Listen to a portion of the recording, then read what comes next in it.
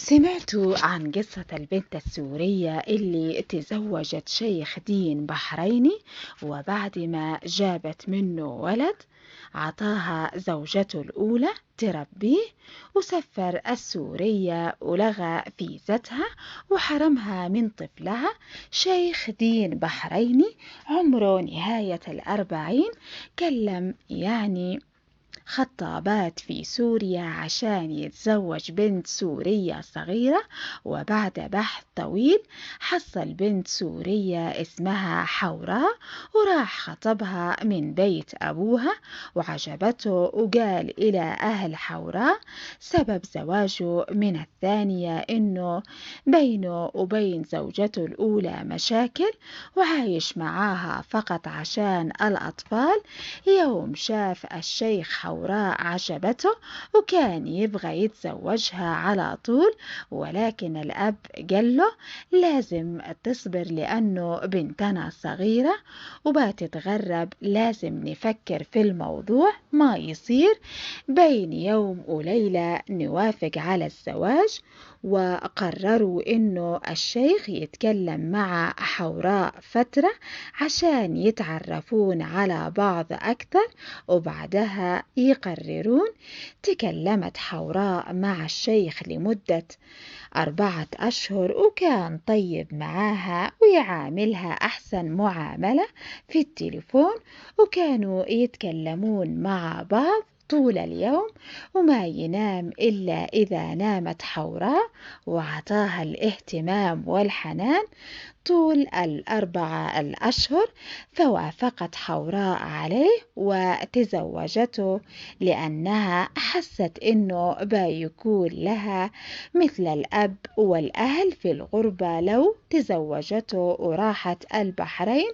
وفعلا تزوجته حوراء وراحت معاه البحرين، ولكنها انصدمت من الواقع لما أخذها وداها بيت أمه وخلاها هناك أول يوم، وتركها وراح لزوجته الأولى.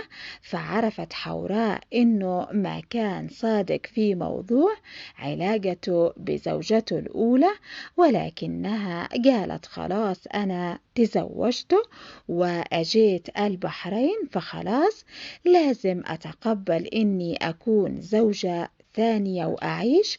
صارت حوراء بالأيام منسية في بيت أم الشيخ، ما يسأل عنها، وصارت على طول مع أمه، وتعودت على إهماله وقلة زياراته.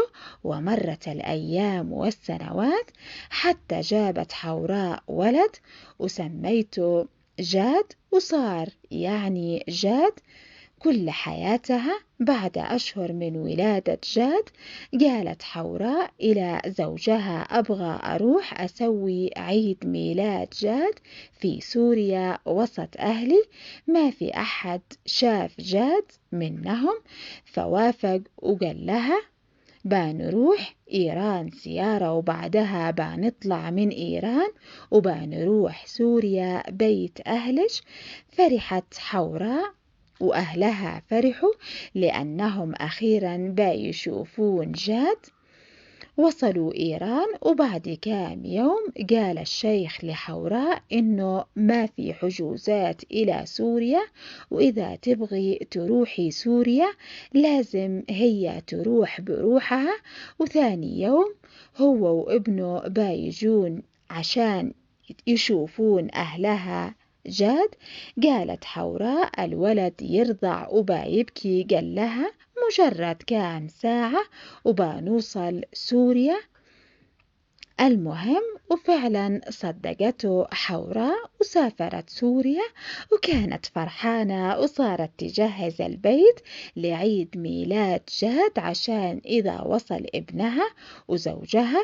مرت الساعات واتصلت حوراء تطمن إذا وصلوا سوريا أو لا، والصدمة إنه قال لها ما رضوا يخلونا ندخل سوريا علشان جاد محتاج تصريح.